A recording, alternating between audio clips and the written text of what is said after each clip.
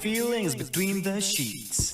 Why am I caressing my mama's fat knees? 세상을 보는 지역의 눈.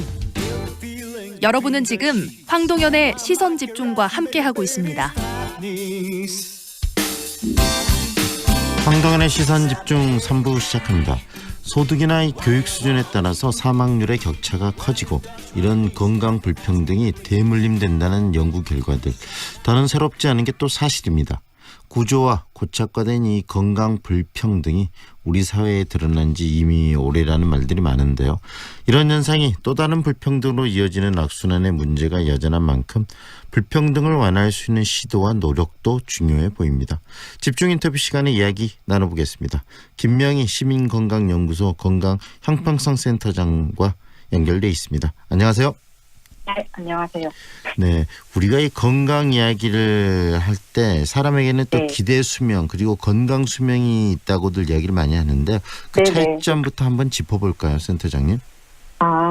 이게 기대 수명이라는 게 어떤 나이가 됐을 때 이제 그 시점에서 앞으로 기대되는 생존 연수를 이제 평균을 구하는 거고, 네. 이게 국제 비교에 이제 흔히 쓰이니까 많이들 얘기는 하지만 사실은 조금 어려운 개념이에요. 예를 네. 들면은 그 최근 통계 2016년 기준으로 보면 한국인 기대 수명이 82.4세거든요. 네.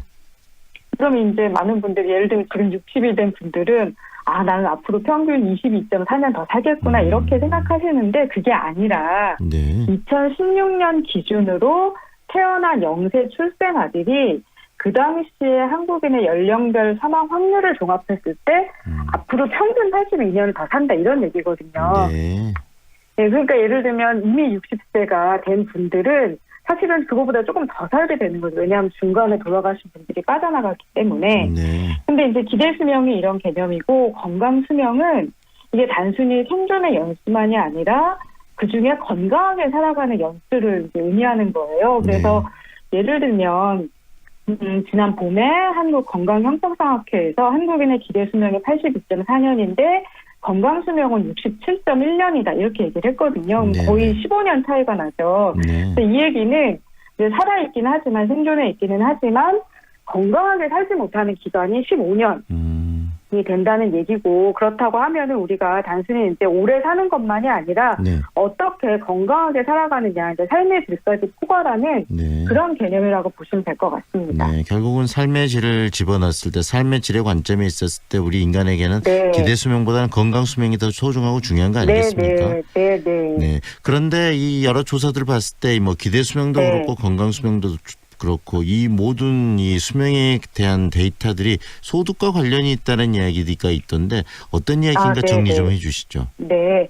사실 이제 국내에서 여러 연구자들이 소득 말고도 뭐 학력이나 아니면 이제 지역에 따라서 기대 수명이나 건강 수명들을 이제 분석을 해봤는데 사실은 이제 연구자들마다 자료를 쓴 거나 분석 방법이 조금씩 달랐지만 그럼에도 불구하고 굉장히 일관된 결과는 네. 소득이 낮거나 학력이 낮거나 혹은 시군구 단위로 봤을 때 이제 좀 빈곤한 지역에서 이런 건강 수명, 기대 수명이 다 짧다는 것이 아주 공통적으로 이제 나타나고 있습니다. 네. 결국은 돈이 좀 더 있고 소득이 많은 사람들이 더 오래 산다라는 부분인데 네네. 이 건강의 문제는 센터장님 결국 네. 이 복지의 문제이기 때문에 내가 네네. 경제적으로 풍요스럽던 풍요스럽지 않던 네. 건강에 있어서는 기본적으로 서로 좀 더 비슷해질 필요가 있을 것 같은데 우리 네. 사회의 현실은 그렇지 못하다는 이야기 아니겠습니까? 네네, 그렇죠. 네. 그러면 그런 부분들이 갖고 있는 문제점이라면 어떤 문제들을 양산해낼 수 있다고 보십니까? 일단은 사실 우리가 뭐 건강이 세상에 가장 또 중요한 것만은 아니잖아요. 건강 말고도 우리가 중요하게 생각하는 다른 가치들도 있는데 네.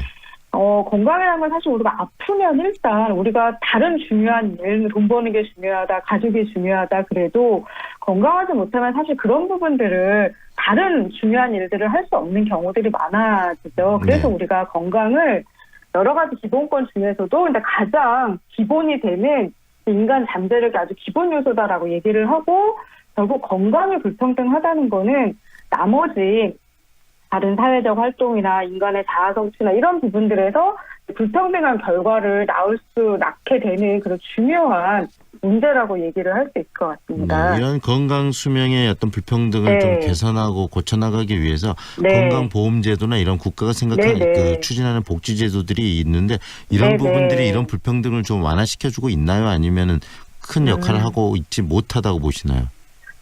일단 중요한 역할들을 하고 있죠. 특히 건강보험 같은 경우에는 이제 어떤 다른 사회보장 제도보다도 이 소득 재분배 효과가 크다고 이제 알려져 있고 실제로 네. 실증 분석들도 그런 역할들을 하고 있는데 우리가 좀 한 가지 놓치지 말아야 될 거는 이게 아프고 나서 어떤 생계 보장이나 의료비를 조달하는 데에는 건강보험이 중요한 역할을 하지만 실제 이제 질병에 걸리기까지 미리 애매히 예방하는. 건강보험이 거기에는 네. 별로 큰 역할을 하지 못하고 있거든요. 예를 들면 뭐 주거 환경이나 노동 환경이나 이런 보건의료 정책이 아닌 네. 다른 분야의 사회 정책이나 이런 것들이 굉장히 중요한 역할을 한다는 걸 우리가 좀 염두에 두면 좋겠습니다. 네.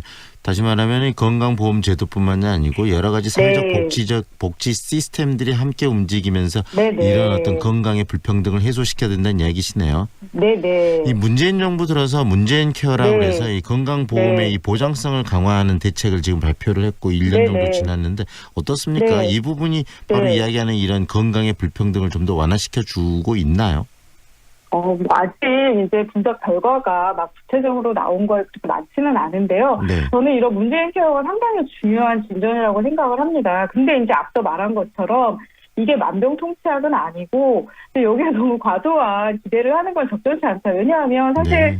우리가 의료비 부담은 좀 줄지만 현재 사실 의료 전달 체계라고 하면 예를 들면은 대학병원의 쏠림 현상이나 아니면 이제 전남 광주 지역처럼 상대적으로 의료 자원이 이제 고르지 않은 상황에서 이게 의료비만을 좀 보장한다고 하는 것이 그렇게 큰 성과를 거두기가 사실 현실에서 여러 가지 제약 조건이 있고 네. 또 문재인 정부가 한편으로는 건강보험 보장성을 개선한다고 하면서 또 다른 한편으로는 의료 산업을 키우겠다 요즘 이런 얘기를 많이 하고 있지 않습니까? 네네네. 근데 사실은 의료 산업이 큰다는 거는 다른 한편으로는 경제가 좋아진다는 거지만 다른 한편으로 보면은 결국 그게 다 시민들 주머니에서 그 의료비가 나가고 네. 또 건강보험에서 그거를 이제 해결을 해야 되기 때문에 상당 부분 네. 그거는 사실은 시민의 건강권 보장이나 건강보험의 재정 측면에서는 사실 두 가지가 같이 가기는 굉장히 어려운 일이라고 볼 수가 있겠죠. 다시 말하면 의료 산업을 확대시키게 되면은 결국 돈 네. 있는 사람들, 소득이 많은 사람들이 그 의료 산업에 더 큰 혜택을 받을 수 있다. 라는 그런 이야기 가능성이 아니겠습니까? 굉장히 크고 또 네. 건강보험에도 이제 부담이 되고 네. 그렇다면 이 가장 중요한 네. 그 모든 국민이 다 건강하게 살 수 있는 기본권인데 네. 이 기본권, 네. 다시 말하면 네. 건강의 불평등을 해소하기 위해서 정부 그리고 우리 네. 사회가 좀 나가야 될 방향이 네. 있다면 어떤 건지 이야기 좀 해주시죠. 네. 사실 이제 뭐 개별 정책으로 이런 걸 하면 좋아진다 이런 연구들은 좀 많이 돼 있긴 하지만 사실 네. 학계에서 공통적으로 얘기하는 거는 건강불평등을 개선하는데 막 되게 딱 들어맞는 그런 아주 특별한 보건의료 정책이 있는 게 아니다. 사실 우리가 건강한 공공정책이라고 얘기하는 예를 들면 사회보장정책, 뭐 노동정책, 주거정책 이런 건강한 공공정책이야말로 가장 좋은 건강정책이다. 네. 이렇게 이제 얘기를 하고 있거든요. 근데 어쨌든 이런 것들이 가능하려면 사실은 건강불평등을 개선하고 건강권을 보장하기 위해 보건의료만이 아니라 전 사회적인 노력이 필요하다는 거를 시민들이나 정책 결정자들이나 이런 의식들이 좀 개선되는 게 굉장히 중요한 1단계 과제인 것 같아요. 네. 네. 오늘은 여기까지 듣겠습니다. 네. 고맙습니다. 예, 감사합니다. 김명희 시민건강연구소의 건강형평성 센터장과 함께했습니다.